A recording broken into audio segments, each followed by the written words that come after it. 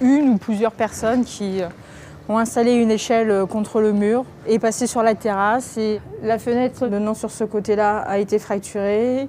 Le ou les auteurs sont rentrés à l'intérieur et pour ensuite accéder dans le couloir intérieur. La suite, le ou les auteurs se sont dirigés directement au fond du couloir. Ils ont ensuite pénétré par effraction et en pleine nuit dans le centre médical et ont fait main basse sur les fonds de caisse de l'établissement. Le préjudice du vol s'élève à 5 000 €. 5 000 € en espèces et plusieurs chèques libellés à l'ordre des médecins. Mais pour le ou les montent en l'air, tout ne s'est pas passé comme prévu. Ils ont laissé des traces et pas n'importe quelle trace. Concernant les traces de sang, il y en a eu une de retrouvée à l'intérieur du montant, ici, et une sur le rebord de la fenêtre. Des traces de sang, des indices inespérés qui vont permettre aux enquêteurs de mettre un nom sur l'auteur de l'infraction. Un ciel azur, un décor de carte postale. Nous poursuivons notre immersion avec les gendarmes en Haute-Corse, tout près de Bastia, à la brigade de gendarmerie de Panta di Casinca. Si on connaît l'île de Beauté pour ses bandits d'honneur et ses nationalistes en cagoule, ce matin, c'est une affaire de cambriolage qui occupe les enquêteurs. Une affaire qui avance à grands pas. Les gendarmes pensent avoir identifié le suspect numéro 1 et ils l'ont convoqué à la brigade. On prépare le registre de garde à vue pour le mise en cause qui doit se présenter, qu'on a convoqué et qu'on attend d'ici une petite demi-heure normalement. Le cambrioleur présumé est un multirécidiviste. Il ne le sait pas encore, mais pour cette affaire, il risque de passer du temps derrière les barreaux.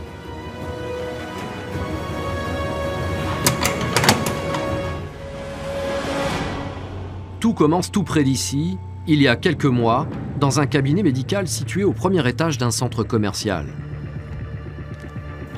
Chef, donc c'est ici que le cambriolage a eu lieu? Oui, il y a quelques temps de ça, il y a effectivement une ou plusieurs personnes qui ont installé une échelle contre le mur et passé sur la terrasse. Et la fenêtre donnant sur ce côté-là a été fracturée. Le ou les auteurs sont rentrés à l'intérieur pour ensuite accéder dans le couloir intérieur. La suite, le ou les auteurs se sont dirigés directement au fond du couloir. Ils ont ensuite pénétré par effraction et en pleine nuit dans le centre médical et ont fait main basse sur les fonds de caisse de l'établissement. Le préjudice du vol s'élève à 5 000 €. 5 000 € en espèces et plusieurs chèques libellés à l'ordre des médecins. Mais pour le ou les montent en l'air, tout ne s'est pas passé comme prévu. Ils ont laissé des traces et pas n'importe quelle trace.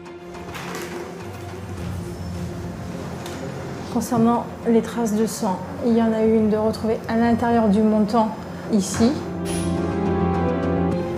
et une sur le rebord de la fenêtre. Des traces de sang, des indices inespérés qui vont permettre aux enquêteurs de mettre un nom sur l'auteur de l'infraction. En comparant l'ADN prélevé sur les lieux au fichier national d'empreintes génétiques, les gendarmes vont identifier le suspect, une vieille connaissance. On a plusieurs traces, plusieurs écouvillons pris à des endroits différents et à chaque fois c'est son ADN qui est découvert.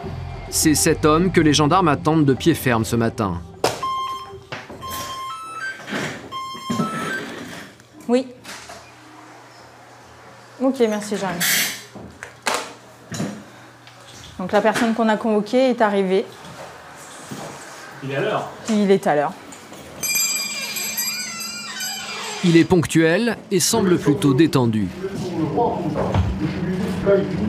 Monsieur, bonjour. Excusez-moi, je m'appelle. Je viens te voir à la ministre après. Bonjour. Bonjour. Venez. Je rentre. Asseyez-vous. Hop. Alors, je vous ai fait venir pour vous placer en garde à vue, pour vous expliquer sur des cambriolages qui se sont passés en été 2013. L'enquêtrice a le casier judiciaire du suspect sous les yeux, mais pour commencer, elle veut jauger son état d'esprit et surtout sa sincérité. Est-ce que vous êtes connu de la justice? Et si oui, pourquoi? Quelques petits trucs, oui, je ne vais pas le cacher. Dans ma jeunesse, c'est vrai que... Dans la jeunesse, il n'y a plus rien depuis quand? Je suis pas un saint, hein. Pour ce quinquagénaire, la jeunesse semble éternelle. L'homme est sous bracelet électronique pour une condamnation qui date de moins d'1 an. Encore une affaire de cambriolage. Ça vous fait quoi le bracelet? C'est compliqué à vivre au quotidien? Faut pas y penser, parce que si vous y pensez, il vous vient les nerfs de l'enlever. C'est ce qui m'est arrivé en premier, là, quand j'ai pris la douche. Je l'ai tiré, il s'est détaché. Ah, ça se détache facilement alors. Ouais. Ils sont venus, bon, j'ai appelé sans me le remettre. Bon, je pense pas que si j'y pense après, ils me montent les frissons. Ouais. Mais bon, je sais que bon, les heures, elles sont bonnes, ça va. Comme j'ai ma mère qui est très fatiguée, elle est en maison de repos. Et tous les jours, tous les soirs, j'y vais, je m'occupe. Alors ça fait que... bon. Vous attendiez à être appelé pour ça? Non, d'habitude, ils viennent me prendre à la maison. Alors. Ça a été plus sympa. Ah, On vous a laissé venir, suivant votre emploi du temps. oh, je trouve ailleurs. Voilà. Après cette entrée en matière plutôt détendue, les choses sérieuses vont pouvoir commencer. Donc vous avez le droit à faire prévenir quelqu'un. Est-ce que vous voulez qu'on avise votre femme ou Oui. quelqu'un? Oui. Donc vous avez le droit d'être assisté d'un avocat. Si j'en ai besoin, oui. Hein. C'est vous qui voyez. Soit vous avez un avocat, soit j'appelle un avocat commis d'office. On l'attend pour commencer l'audition. Avocat commis d'office, ça marche. Quelques minutes plus tard, un avocat commis d'office du barreau de Bastia rejoint son client. Bonjour. Comme la loi l'autorise, il va s'entretenir avec son client avant le début de l'audition.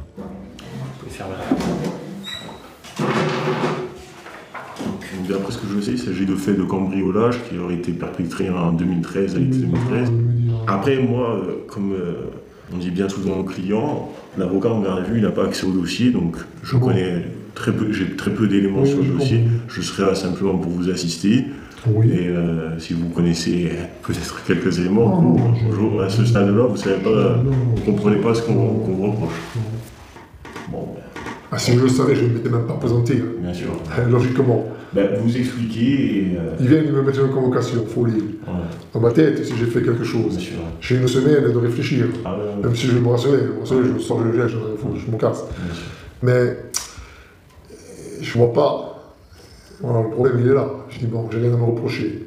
Moi, le conseil que je peux vous donner, c'est d'être clair dans vos déclarations. Non, ça je sais. Soyez concis, ne vous perdez pas à faire trop de digressions, parce que sinon, après, on cherche tout n'importe quoi. Non, mais c'est pas moi. Et ne vous inquiétez pas, ça va bien se passer. Avec son avocat, l'homme nie catégoriquement les faits. Il dit ne pas comprendre ce qu'il fait là.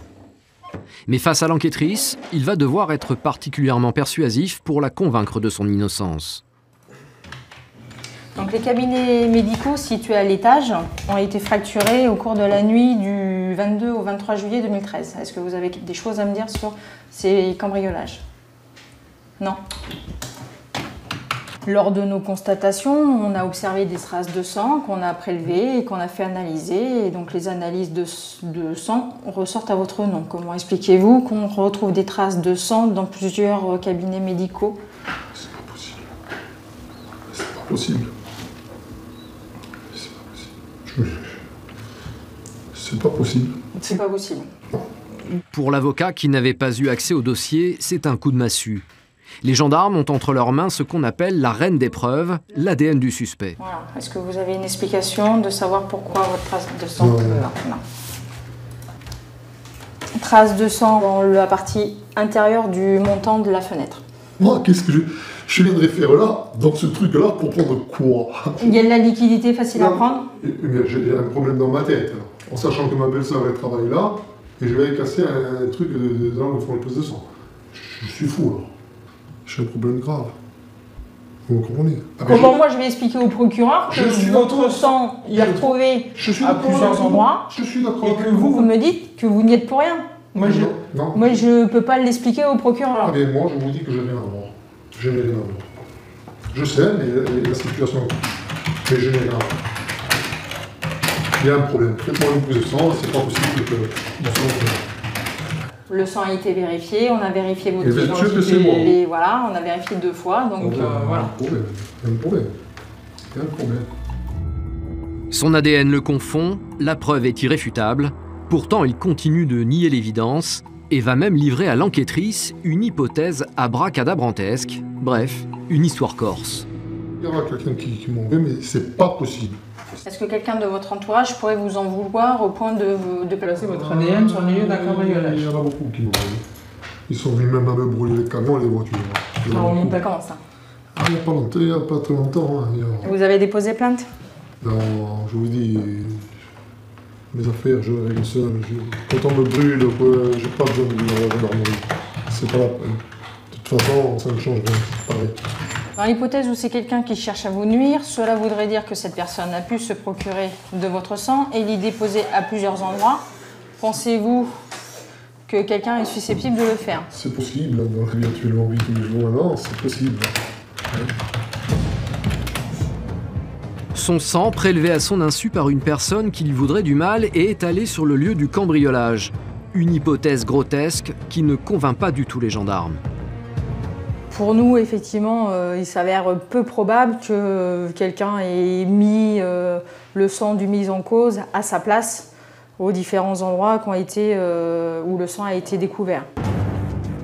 Après quelques heures de garde à vue, et alors qu'il continue de nier l'évidence, les gendarmes se rendent à son domicile pour une perquisition. Madame, bonjour. Je sais pas. C'est pour la procédure de garde à vue, on fait la perquisition et... Au domicile du suspect, son épouse et sa fille. Les mines sont déconfites, elles ne sont même pas étonnées par cette visite matinale des gendarmes. Une de plus. Une cuisine? La pièce d'à côté, c'est quoi? C'est ma chambre. C'est le salon, là. C'est votre chambre. C'est actuellement, vous dormez ici? Oui, depuis 4 ans. D'accord. Mais au départ, c'est un salon. Oui, d'accord. Okay.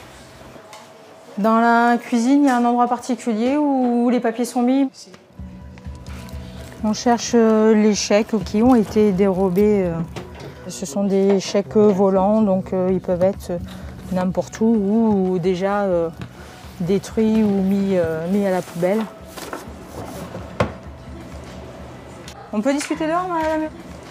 Comme je vous ai dit au téléphone, il est porteur d'un bracelet électronique, d'accord? Oui. J'ai son ADN sur des cambriolages. Votre soeur vous a prévenu qu'il y avait eu un cambriolage. On est bien d'accord. Il m'en a parlé. Madame, s'il vous plaît, asseyez-vous. Est-ce qu'il y a des objets qui ne vous appartiennent pas, qui auraient pu, suite au cambriolage de... Ok. Vous pouvez tout fouiller, il n'y a rien ici. Donc il en parlera avec vous, c'est pas à moi de vous en parler, mais effectivement, pour le moment, il a entendu... On me dit qu'il y a l'ADN, donc là-bas. Et ça serait quoi son ADN? Ses cheveux? Non, du sang. Du sang? L'épouse est à bout de nerfs. Son mari aurait cambriolé le lieu de travail de sa sœur. Elle me dit qu'il y a ton sang! Je l'ai fait! Il me dit qu'il y a ton sang chez Et après, on le verra à 3h04 heures comme ils m'ont inventé ça! Moi, je te dis que j'ai rien fait. Je te l'ai dit même l'autre fois que tu m'as posé la question. Ouais, bien sûr. Bon, si j'avais quelque chose à me reprocher, j'étais parti. Moi, mon sang, il se trouve. Mais moi, je te dis que c'est pas moi. Moi, je te dis que c'est pas moi. N'insiste pas. Je te l'ai dit autrefois, je l'ai même gêné de mon fait. C'est pas moi. C'est au tour de sa fille d'être elle aussi excédée par son incorrigible père. Où tu vas avec la voiture? Ne t'en vas pas énerver avec la voiture. Est-ce que vous voulez que je discute avec elle? Non? Ne t'en vas pas avec la voiture, je t'ai dit. Ça lui arrive souvent d'être énervée. Elle en a marre de son père, tout simplement. Des bêtises qu'il peut faire? Laissez-moi me reprendre. Il n'y a pas de souci. Est-ce que vous voulez vous asseoir? Ouais. Tout en réconfortant l'épouse du cambrioleur, l'enquêtrice cherche à en savoir plus sur son mari. Est-ce qu'il a arrêté les conneries ou pas? Est-ce que... Depuis qu'il est sorti en mars, pratiquement tous les 2 mois, on a eu les flics à la maison. D'accord. Voilà. Ça explique pourquoi votre fille est énervée. Oui. Il a été entendu récemment par 2 ou 3 brigades différentes pour des faits de cambriolage et d'autres enquêtes. Donc effectivement, à chaque fois, on vient au domicile faire une perquisition par rapport aux faits pour lesquels les procédures sont ouvertes. Donc ce qui fait qu'effectivement, la famille et un peu excédé, et d'où l'énervement de la fille à notre arrivée.